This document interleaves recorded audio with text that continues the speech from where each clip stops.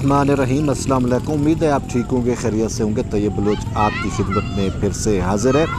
आज जो हम डिस्कस करने लगे हैं वो हालिया सैलाब की तबाहकारियों से मुतल्लिक है। और सबसे पहले मेरी आपसे दरख्वास्त है कि आप लोग ये दुआ करें कि पाकिस्तान में 2010 की तरह का सैलाब जो है वो ना आए और उस तरह के नुकसानात ना हो, क्योंकि हम मज़ीद तबाह बर्बादी के मुतहम्मिल नहीं हो सकते। एक तो ऑलरेडी मुल्क के अंदर इन्फ्लेशन, महंगाई, बेरोज़गारी, गुर्बत इतनी ज़्यादा है और कि पेट्रोल डीज़ल की कीमतें आपके सामने, किसी भी अशिया खुर्दोनोश है, अशिया ज़रूरत की चीज़ों की कीमतें आपके सामने हैं। लेकिन अब अगर अल्लाह ना करे, खुदा ना खास्ता फिर से ये फ्लड आता है और इसकी तबाहकारियाँ बढ़ती हैं, तो पाकिस्तान की आवाम जो है या ख़ासकर वो लोग जो सैलाब से मुतासर होंगे, उनका जीना जो है वो दो भर हो जाएगा। और पाकिस्तान की जो मईशत है, जो अभी अपने पाँव पे संभलने की अटेम्प्ट में है,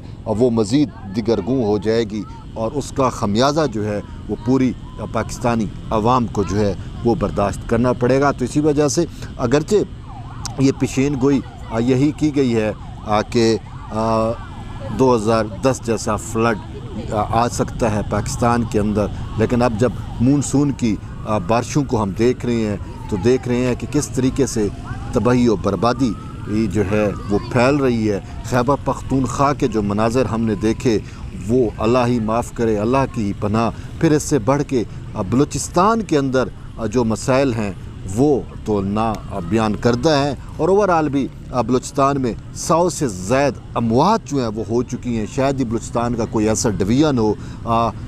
ख़ुद क्वेटा जो कैपिटल है उसके हालात अभी आपके सामने है कि क्वेटा शहर के अंदर जो सबसे ज़्यादा तरक्की याफ्ता समझा जाता है बाकी बलूचिस्तान सूबे की निस्बत, उसके हालात आपके सामने हैं कि वहाँ पे बहुत ज़्यादा अमवात हुई। जो ख़ासकर क्वेटा के गिरदोनवा में कच्ची आबादियाँ हैं वो जो हैं ज़मीन बोस हो गई। इसी तरीके से खरान, बोलान और मकरान डिवीज़न वाली साइड्स पे आप चले जाएँ, बहुत ज़्यादा मसाइल का सामना करना पड़ रहा है वहाँ की आवाम को। लेकिन सच तो ये है कि हमारा जो मीडिया है, ख़ासकर मेन स्ट्रीम मीडिया, उसको तो बलूचिस्तान की ख़बर नहीं, क्योंकि उसने बलूचिस्तान के लिए वो एक ब्लैक, आप समझ लें कि उसने ब्लैक आउट किया हुआ है। बलूचिस्तान की कोई भी ख़बर आती है, कोई भी मसाइल हैं और ख़ासकर अवामी मसाइल, तो वो तो उजागर भी नहीं होते। यानी कि बलूचिस्तान हमारे कौमी मीडिया से यूँ लापता हो चुका है जैसे बलोच अवाम जो है वो लापता हो रही है। तो इसी वजह से बलूचिस्तान के अंदर तो बहुत ज़्यादा तबाहकारी जो है वो हो चुकी है और मज़ीद के ख़दशात हैं। लेकिन इसके साथ साथ खैबर पख्तूनख्वा की भी यही हालत बतलाई जा रही है। ये तो वो पहाड़ी इलाके और उस मामला है कि क्योंकि वहाँ पे जो फ्लड है, सैलाब होता है, उसकी तबाहकारी कुछ ज़्यादा ही आती है। और उसकी वजह ये है कि माउंटेनी एरिया होता है फ्लड का, या जो सैलाबी रेला होता है उसका स्पीड बहुत हैवी होता है, तो बहुत ज़्यादा नुकसानात करता है। लेकिन अभी मैदानी इलाकों की तबाहकारियाँ जो हैं वो अभी आनी है, क्योंकि ये सारा पानी सैलाब का ये नदी नालों से होता हुआ दरियाओं में आएगा और फिर दरिया जो है अपने जोबन पर आएंगे और फिर ये दरिया जब मैदानी इलाकों में आएंगे तो वहाँ पे फिर बड़े पैमाने पर तबाही और बर्बादी हो सकती है। खड़ी फसलें जो हैं वो तबाह हो सकती हैं। इस वक्त भी मजमूई तौर पर पाकिस्तानी मईशत का बहुत ज़्यादा नुकसान जो है वो इस सैलाब की वजह से हो चुका है। लेकिन अगर इसका बंद ना बांधा गया और इससे कबल अज़ वक्त निमटने के एहतियाती तदबीर ना किए गए, तो फिर वही ख़दशा है जैसा जिसका मैंने शुरू में बयान किया कि 2010 की तर्ज का फ्लड जो है वो पाकिस्तान में फिर आ सकता है। लेकिन इसके साथ साथ जो सबसे अलमनाक बात है वो ये है कि पाकिस्तानी मीडिया को जो है वो इन सैलाब की तबाहकारियों से मुतल्लिक ना ही वो शऊर दे पा रहा है। शऊर तो दूर की बात है, कवरेज तक नहीं हो रही।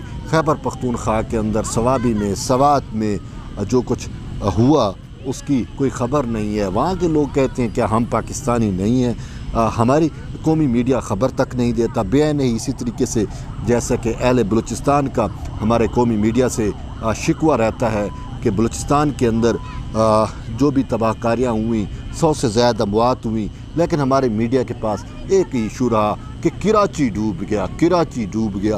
कराची के डूबने का रोना रोने वाले मीडिया को बाकी कुछ नज़र नहीं आता। मेन स्ट्रीम मीडिया से लेकर हमारे जितने बड़े आला पाए के सहाफ़ी हैं, उनको भी, जिनके जो सोशल मीडिया पे भी एक्टिव है, उनको इतनी भी ज़रूरत नहीं है कि यार ठीक है मेन स्ट्रीम मीडिया का तो फोकस नहीं है, तो कम से कम आप तो इस मामले को अपने सोशल मीडिया प्लेटफॉर्म पे उठा सकते हो।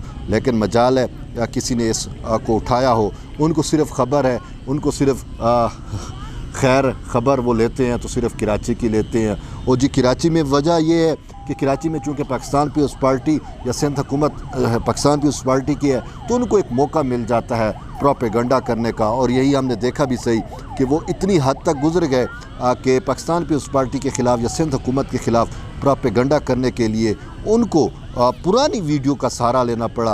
आज की बात मैं आपको बताता हूं कि जियो न्यूज़ का जो बुलेटिन है, आप उसमें देख लें कि जिस जिस जगहों का रात के शाम के 4 बजे के बुलेटिन में जहां जहां जियो कह रहा था कि वहां पे पानी है, उसी टाइम वहाँ पे तरदीद आ रही थी कि वो जो रोड थी, जो सड़कें थी कराची की, वो साफ़ हो चुकी थी। लेकिन प्रोपेगेंडा जो करना होता है।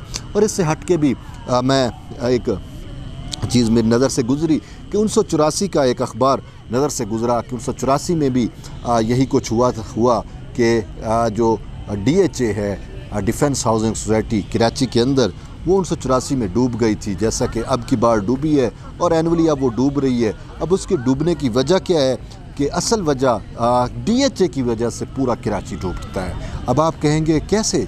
जी मैं आपको बताता हूँ। देखें, कुदरत ने हर चीज़ अपने तौर तरीके से बनाई है, लेकिन इंसान कुदरती चीज़ों की रास्ते में जब रुकावटें डालता है, नेचर को तबाह करता है, तो फिर नेचर तबाहकारियों पे उतरती है। यही कुछ कराची में जो फ्लड की या सैलाब की तबाहकारियाँ हैं, उसकी वजह भी कुछ ऐसी ही है जो हमें दिखती है। क्योंकि मलीर दरिया जो है वो एक कुदरती गुज़रगाह था पानी का, सैलाबी पानी का, और वो समंदर में जाके गिरता था। कराची और का जो लेवल है सतह समंदर के तकरीबन बराबर है, शायद नीचे हुआ है। तो इस वजह से एक कुदरत ने अपना एक निज़ाम रखा हुआ होता है। तो मलीर दरिया पे जब से DHA बना, मैंग्रोव जंगलात ख़त्म हुए, तो उसके बाद से 1984 से 2022 हो गया, लेकिन अभी तक निकासी आब का निज़ाम जो है वो कारगर नहीं हुआ। अब ऐसी भी बात नहीं है, वरना निकासी निज़ाम के हवाले से, निकासी आब के हवाले से जो हमारी हज़ारों 7,000 साल पुरानी कदीम तहज़ीब इंडस सिविलाइजेशन मोहनजोदड़ो के हम खंडरात देखते हैं, तो वो भी हमसे आज से 7-8 हज़ार साल पहले शायद इतने तरक्की याफ्ता थे कि उन्होंने दुनिया का बेहतरीन निकासी आब का निज़ाम बनाया हुआ था। लेकिन हम 21वीं सदी में होने के बावजूद नहीं बना सकते। वजह यही है कि हमने कुदरती गुज़रगाहों को तबाह किया, पानी की कुदरती गुज़रगाहें तबाह हुई, तो उसके फिर अब ये मसाइल हैं। लेकिन कहने की बात यह है कि मीडिया जिसको कराची से ख़बर नहीं, कराची से वो नहीं निकल पा रहा, कराची की बारिशों के अलावा उसको मुल्क में होने वाली दीगर बारिशें नज़र नहीं आ रही, ना ही खैबर पख्तूनख्वा में जो सैलाब की तबाहकारियाँ हैं, और ना कि जो बलूचिस्तान में हुई, वो मीडिया उससे लागर्ज़ है, वो उसकी ख़बर तक नहीं देता। लेकिन मैं आपसे ये इल्तमास भी है, दुआ भी है कि आप भी अपने इर्द गिर्द पे नज़र भी रखें और ख़बर भी करें, और इसके साथ साथ दुआ भी करें कि अल्लाह हमें 2010 जैसे दोबारा कुदरती जो आफत आई थी सैलाब की, उससे हमें बचाए, क्योंकि हम पाकिस्तान मज़ीद मुतहम्मिल नहीं हो सकता। लेकिन इस वक्त सबसे ज़्यादा जो ज़रूरत है वो बलूचिस्तान की मदद की ज़रूरत है। बलूचिस्तान में इस वक्त सैलाब की वजह से, उसकी तबाहकारियों की वजह से वबाई अमराज फूट पड़ी हैं और 150 से ज़्यादा अमवात रिकॉर्ड हो चुकी हैं, जानवरों का अलग से नुकसान हो चुका है, घर अलग से टूट चुके हैं, ज़मीन बोस हो चुके हैं, उनको इमदाद की ज़रूरत है। लेकिन इस वाले से सूबाई हुकूमत भी बेबस है और वफाकी हुकूमत की जानिब से भी कोई इमदाद नहीं दी जा रही, और फिर मीडिया पे तो ख़बर नहीं। आवाम तो उस वक्त ही आवाम से हमारी इमदाद की अपील है, आवाम से इल्तमास है, लेकिन आवाम उस वक्त ही जो है हेल्प आउट कर सकेगी जब आवाम को पता चलेगा कि बलूचिस्तान में सैलाब ने कितनी तबाहकारियाँ मचाई हैं। और अफसोस है मीडिया को चूँकि ख़बर नहीं, तो इस वजह से हमने चाहा कि हम इस वीडियो के ज़रिए अहले पाकिस्तान को झंझोड़ भी दें, उनको बतला भी दें कि आपके आस पड़ोस, आपके इर्द गिर्द के जो दीगर कौमियतें हैं या जो दीगर सूबे हैं उनके ऊपर क्या बीत रही है। आप मीडिया के ऊपर अपनी इन्फॉर्मेशन का तकिया ना करें, आप दूसरे ज़राए से भी इन्फॉर्मेशन लें, मालूमात लें, ताकि आपको पता चल सके कि आपके मुल्क में हो क्या रहा है। एट दी एंड यही कि जुड़े रहिए तैयब बलोच के साथ। इंशाल्लाह फिर एक नए वीडियो के साथ दोबारा आपकी खिदमत में हाज़िर होंगे। तब तक के लिए इजाज़त दें। अल्लाह हाफ़िज़।